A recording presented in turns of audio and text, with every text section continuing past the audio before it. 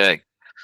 Uh, Welcome, everybody. This is the Coaches and Coxswains meeting for the Collegiate Racing held on Lake Quinsigamond this coming weekend.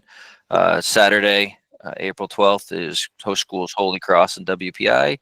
And Sunday, April 13th, host schools are Clark and WPI. Just so everybody knows ahead of time, this meeting's being recorded. We will post it at the end of the meeting on our YouTube channel. And for anybody that may have any questions throughout this whole thing, obviously, chat has been turned off for this. So if you could either wait, or at the bottom right of your screen, you'll see in activities, it's a little triangle, square, circle. For some of you, it's looks like the 3 9 dots. But if you click that, you can see the Q&A section where you can click that again and you can ask any question, and we will answer them at the end of the presentation. So if you think of something as we go through, just by all means submit a question that way, and we will get to it as best we can at the end of the presentation. Let's get started. All right, so for those of you who haven't been here before, or it's your first time coming back in a while, we're holding both events Saturday and Sunday out of the Donahue Rowing Center. This is the Coaches and Coxswains meeting for both Saturday and Sunday's races. The chief referee for this weekend is John Quinn. He's here with us. He will jump on and talk a little later in the presentation. Okay. Parking, and I know visiting schools, you get something sent out to you by the host schools. Please adhere to the parking restrictions. We're going to have a lot of people here this weekend, and we need to obey by the parking restrictions, or this great venue, we're going to have to shift somewhere else. But if you could please direct your attention to the screen on the bottom right is the DRC. It's got the little blue dot over it. That's where we'll be rowing. That's where we'll be launching. That's where we'll be landing. For those of you who haven't been here, to the left is the Corazani boat ramp. It is team buses and trailer parking only. Trailers, coaches, you'll be parking off to what you're looking on the screen would be the right, which would be the south side. Buses and just buses will park off to the left, which would be the north side. Please, let's stay close, and there's plenty of space for everybody to rig and do everything, but please be aware of other people. Off to the right of that, directly behind the DRC, up on top of the hill, is a dirt parking lot. That is for team vans only, not personal vehicles, not spectator cars. It's for team vans. Just please abide by that. The parking lot directly behind the DRC, the paved parking lot, is off limits for spectators and personal vehicles. That's reserved for officials. And then the main area where you're typically parking is along North Quinsigamond Ave. There's breakdown lanes on either side. There will be cones set up tomorrow in front of the boat ramp. Please do not park on the cones. The police officers up there are not very happy if there's people parked up there. So please stay back from the boat ramp. Give plenty of space. You have plenty of space to the north on the street. There's breakdown lanes. It's much safer. To the south, we have listed as no parking. It's not the safer alternative. There should be no parking south of the boat ramp along the road. There should be no parking signs throughout all of that area. Please do not park there. Also, directly across the street from the boat ramp is the post office property. We ask that nobody parks in their parking lot. Nobody goes down their driveway. We don't even want teams warming up down that roadway. Please just stay out of there. We have a good reputation going with them now. Please, we want to keep it that way. Due to the sheer volume of people we're expecting tomorrow, there will be a shuttle bus.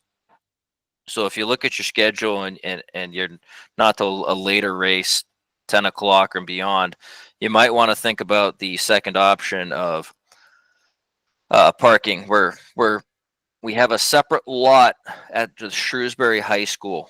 Um, it's not too far away, and there will be a shuttle service running from 7:30 a.m. to 5:30 p.m. This is, once again, this is for Saturday only. Sunday there will be no shuttle service. Sunday has a lesser amount of visiting schools. This is for Saturday only. Um, so the shuttle will run, like I said, from 7:30 to 5:30. It will run from the Shrewsbury High School to the DRC. I highly recommend parking personal and spectator cars at Shrewsbury High School. It will be very busy Saturday, and I know we cannot accommodate everyone on the roadside parking. Uh, Shrewsbury High School is at 64 Holden Street, Shrewsbury, Mass. Once again, that's 64 Holden Street. And I would say please spread the word to athletes driving personal cars or spectators that you know of. It's highly recommended that they park. And basically, when they get to the school, it's the furthest parking lot down the road. So they'll come up this massive hill, go past the school, and they'll tuck in at the furthest parking lot is where the shuttle parking will be. There'll be a big yellow school bus running athletes and spectators from there to the DRC all day. And it goes, we have high school races in the afternoon, so you won't miss the shuttle back because it'll be running the entire day.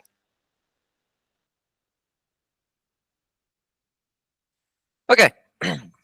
So from that boat ramp, you can see the DRC labeled again. The Y that's off into the water is our docks. The part of the dock that's straight up is the north dock, and the section that's kind of pointing down to the left is the south dock.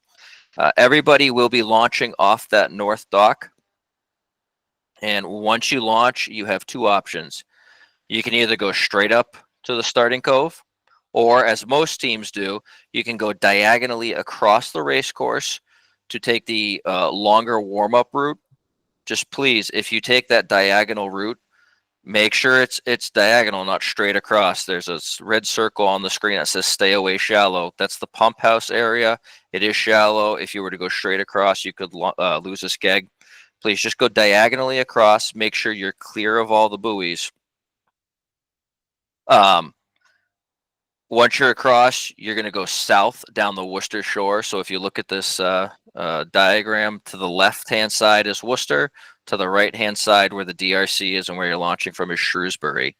So you will, if you take the long warm-up, you will go diagonally across, turn south, and go down the Worcester shore. At no point should you, in your warm-up, should you be in a buoyed lane. You should, if you find yourself, Coxswain, warming up and you have a lane of buoys on both sides of you, you're in a racing lane and you need to get out. Just be aware of the buoy lines. We have 5 fully buoyed lanes out there. Stay out of the buoyed lanes when you're warming up. When you're crossing the course, be as quick as possible. Get out of the way. There's plenty of space on either side. There's a couple pinch points, but there's still plenty of room at this time with only 5 lanes in. So just be aware of your surroundings.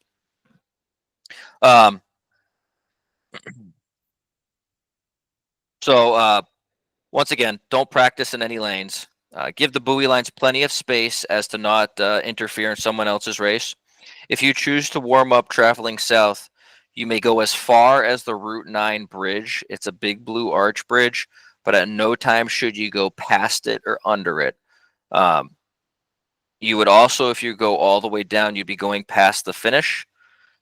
And we ask that you do not stop on the finish line for races that may be happening. You could interfere in the line of sight and mess up a timing for another race. So please, if you go that full route all the way down, don't sit on the finish line and do not go through the big blue Route 9 bridge.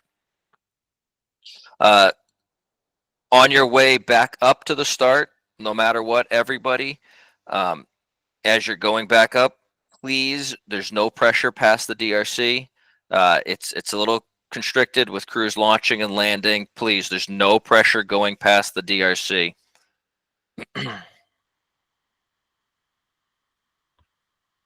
And once you go up past the DRC, you're going to enter the cove through lane 6, and you'll see a better picture of it on the next screen, but you'll enter the cove through lane 6, and you'll be going counterclockwise around 3 large buoys up in the cove.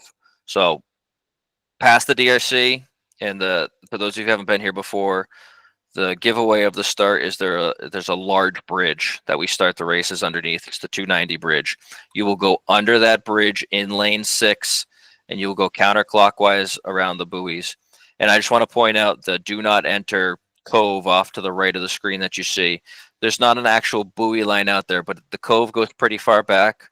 We ask that nobody warms up or goes down into there, just because you could get out of distance to hear the officials when they call you to your race. We don't want to send any officials out there to go gather you. Please just don't go too far in there. There's plenty of space around the buoys. Okay. So this is a better graphic of what's currently out there. We have 5 fully buoyed lanes.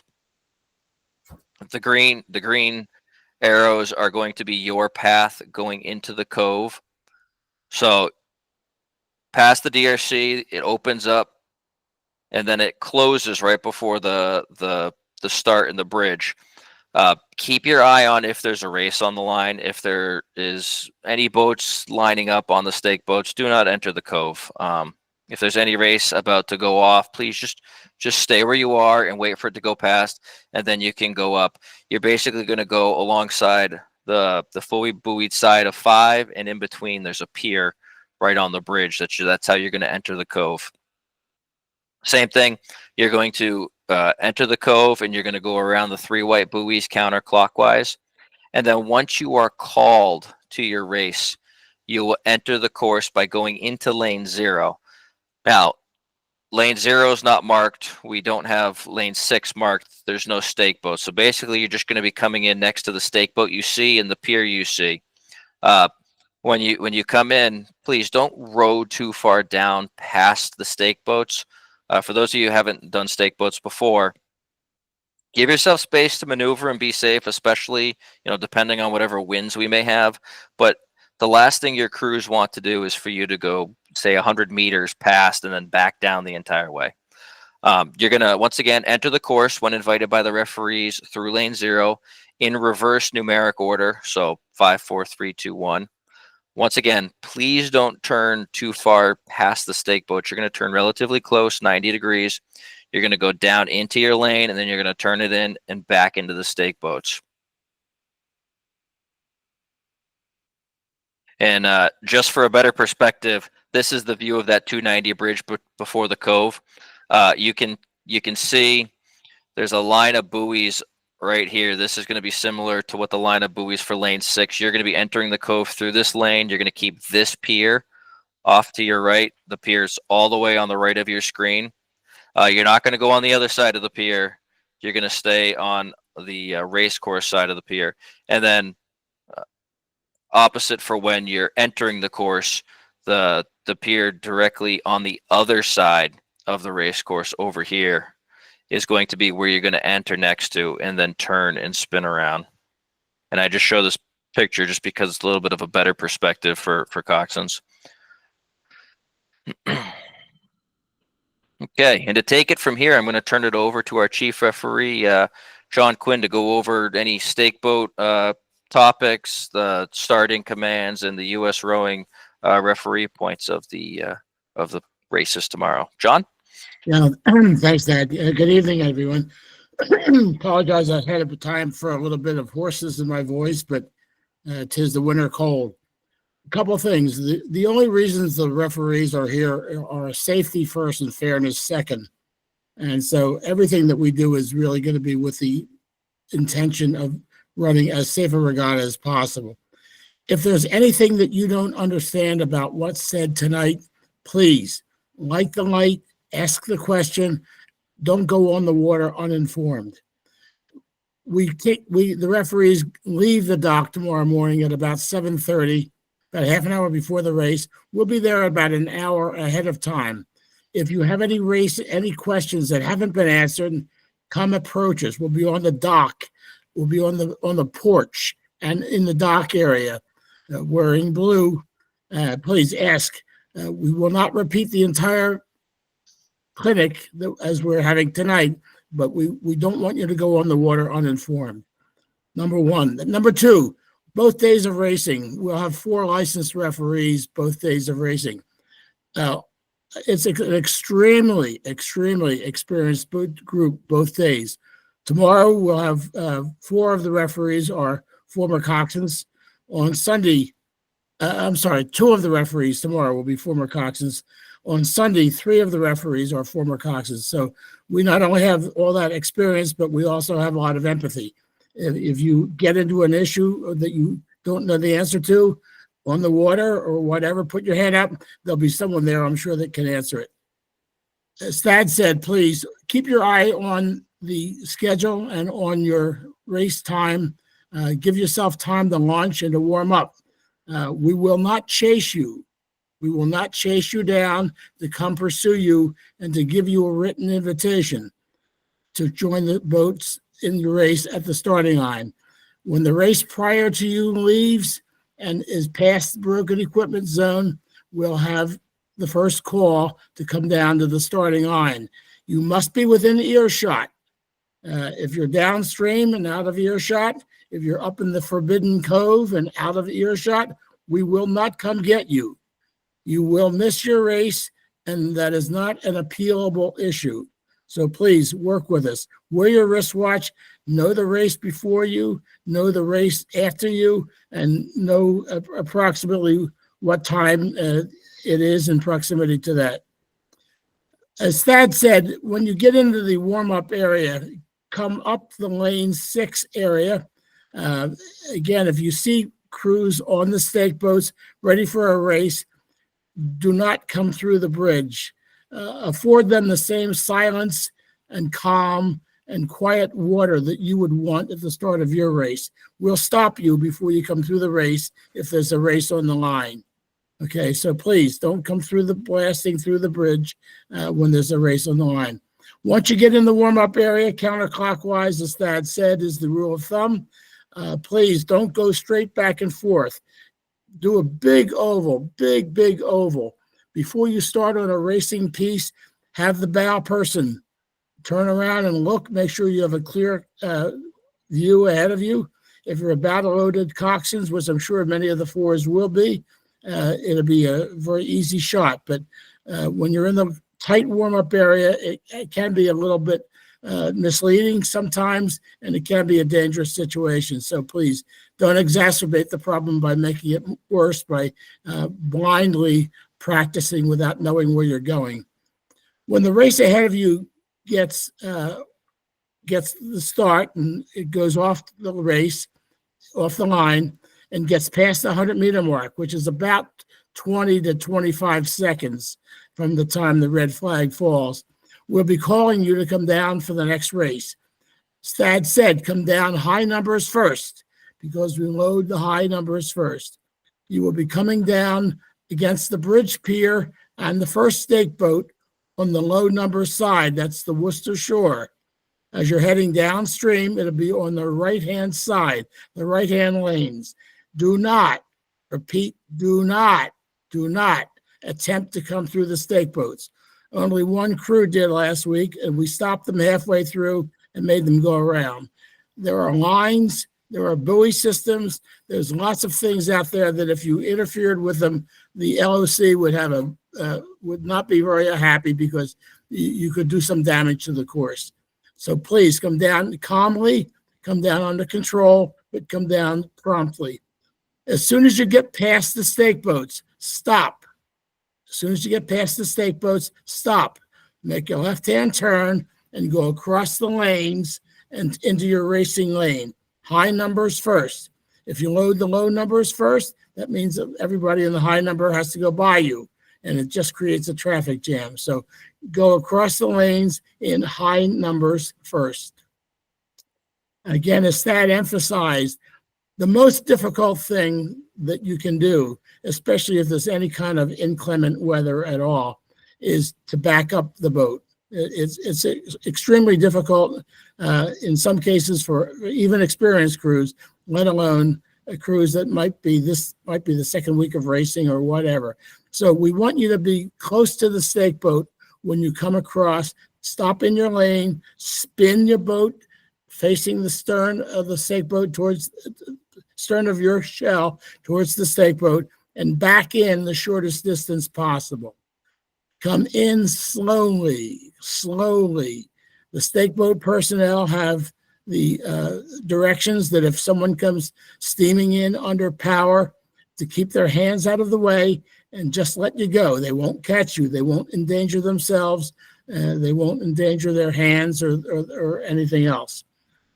So once you get on the stake boat, hold yourself in that position by gently sculling around with the oars. Remember, if you take a stroke on one side, if you want to pull around towards the port and you're having bow pull around towards port, have someone on the port side back down. That keeps the stern of the stake, keeps the stern of your shell anchored against the stake boat. It's a very effective way of doing it. If your coach hasn't taught you how to scull a boat around, it's too late to start that process now, but we will be calling on you time and time again to scull the boat around, scull the boat around. It's the most efficient way to keep a boat timely and sightly onto the stake boats. If you are on the stake boats, or if you cannot get on the stake boats, we reserve the right to excuse you from the race if you are either a danger to yourself or a danger to other crews, or if it's impossible to get you started from a stake boat position. Again, never having used the stake boats, we will excuse you from the race. That is not an appealable protest. That's just something we're doing to be able to proceed with the regatta. Before we would do that, we would probably float the race down and probably try to start you without stake boats, because sometimes they can be, as much of a help as they are, sometimes they can become a hazard if the crews are not used to working with them. If you get on the stake boats, if we get you successfully on the stake boats, we will have an announced start, which means we'll go down, we'll start at lane 1 and go to lane 5 if there's 5 boats in it, and we'll do nothing more than announce the cruise. You used to call it polling, but we just announce the cruise. We don't expect you to respond. We're just announcing that the crew is there. Once we start announcing the cruise, hands will not be recognized. We'll go through quickly, bare minimum pause between boats, and we'll announce all 5 boats, if there's 5 boats in the race or 4 boats in the race. And then the starting commands are attention, red flag up, go. Attention, red flag, go. You may go the minute the red flag starts to move. Before you go, and right before the announcing takes place, we will be bringing you into alignment. That will be done from your starboard side. You'll hear someone talking in your starboard ear, okay? That person will be the referee that will be against the pier, that will be to your right-hand side, that will be against on your starboard side.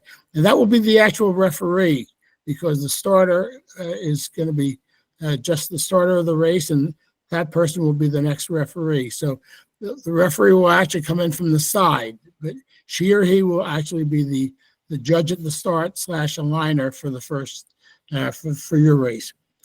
Once you get started, the broken equipment zone is 20 seconds. Broken equipment is something that is broken. It's not a jump slide. It's not a crab, not a bad start. It's a piece of broken equipment. What you have to do is stop rowing and put your hand in the air before that occurs. If you row the entire race and say, I broke my equipment at the start, it doesn't matter. If you row out of the broken equipment zone and the broken equipment happens after the broken equipment zone, that also is outside that area of possibility. It's just about 20 seconds or 100 meters, whichever occurs. There's red buoys, Thad, right? Red buoys are still there, okay? Over the body of the course, the referee will not steer you. We will direct you one way or the other if you are about to wash a crew or to wake a crew or to strike a crew.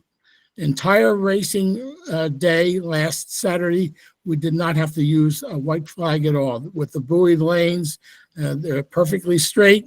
It's a superb place to row, and very little trouble steering.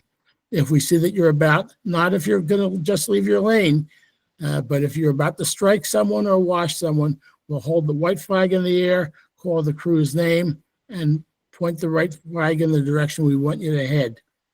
Over the body of the course, again, your steering is your own responsibility. The 500 meter marks are marked with a different line of red buoys, and you might familiarize yourself before you go on the water as to where those buoy markers are for each 500 meters. There's nothing significant about them other than there are red buoys at that point, a line of red buoys going across at each 500 meter marker. The finish line is approximately 150 to 200 meters before the Route 9 bridge, big blue bridge at the end, okay? On your starboard side, you will see an incline of steps with people sitting on them and a large orange flag in the air that will be put up about 250 meters before the finish.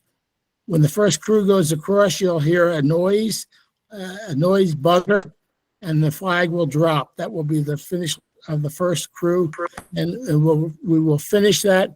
We'll do that at finish of every crew going across.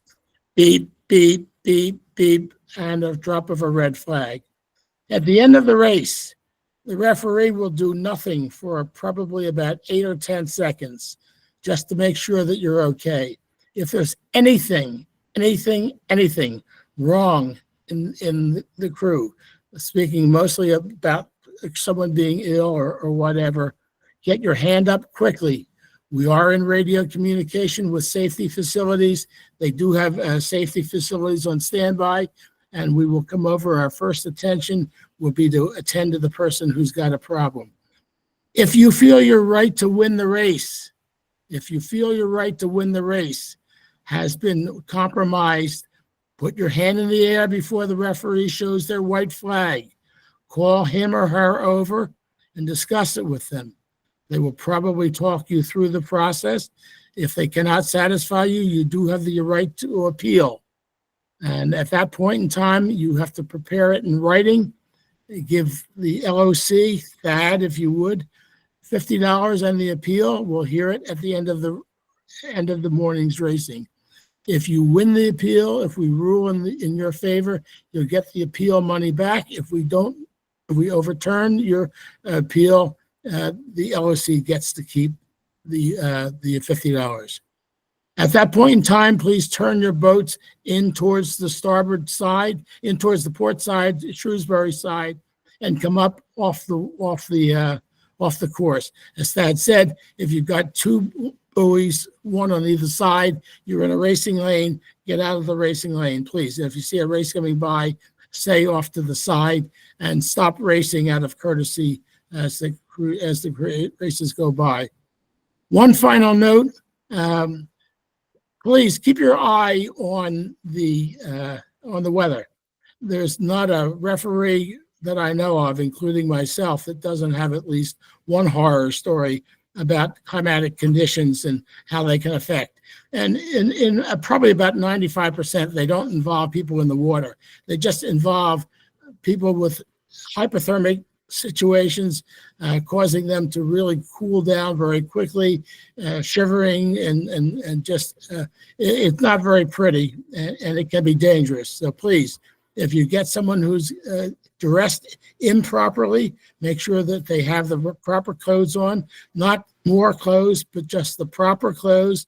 But if in spite of that, you've noticed hypothermia sets in, let the referees know, please, and we'll get them out of there and get them back to the shore quickly as possible. Most people, including myself, we carry thermal blankets with us, but that's only if we need to use them. If there are any questions, that's about the crux of anything I have. I'll be happy to answer them now or again tomorrow morning. I'm rather answer them tonight for everybody's benefit. Had anybody any questions, or did we do a brilliant job here? We did have one pop up. I'm gonna wait. No, we can answer now. It says, "Can you go over getting to the start line?" Sure.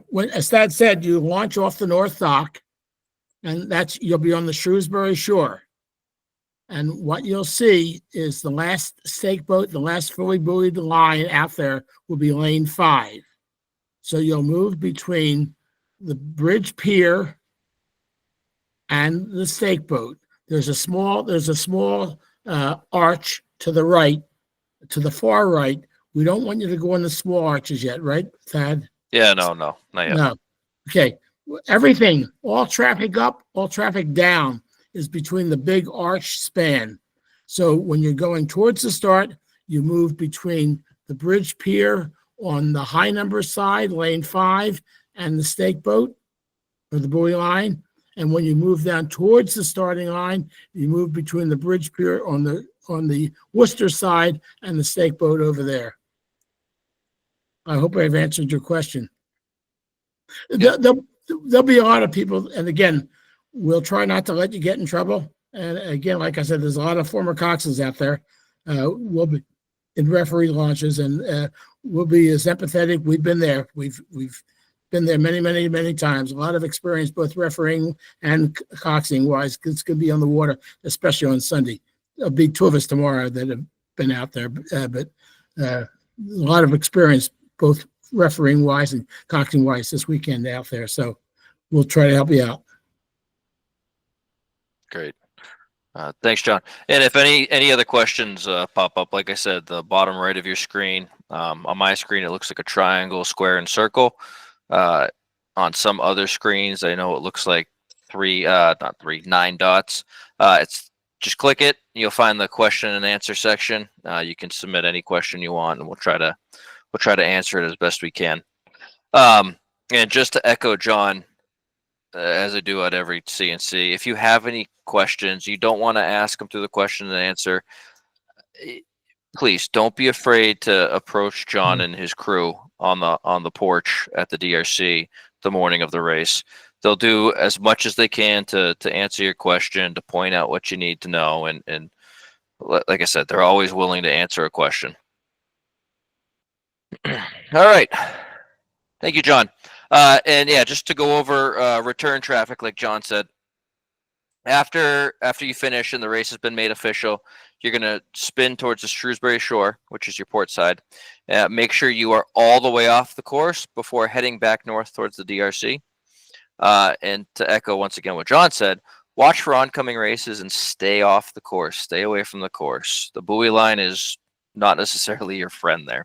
If a race is coming down, please stop your crew until the race passes and then continue. And then inverse of launching, you land at the south end of the DRC docks. We ask all coxswains and crews to be as quick as they can on the docks. We have a lot of crews racing tomorrow, and just expedite the process as quick as you can on and off the docks. And please, no public urination. Porta potties are provided on site at the bottom of the boat ramp, and the clubhouse bathrooms are for local schools only. That goes with the clubhouse as well. Okay. This will hopefully give everybody time to, if anything wasn't covered, to please ask a question through the question and answer function. Just as a reminder, the recording of this meeting will be on the Quinsigamond Rowing Association YouTube channel. So coaches, coxswains, if you know of a coxswain who couldn't make it or didn't get all of it, you can always just direct them to the Quinsigamond YouTube channel. And to point out the weather we have, tomorrow is going to be a mixture of all fun stuff in New England between rain and snow.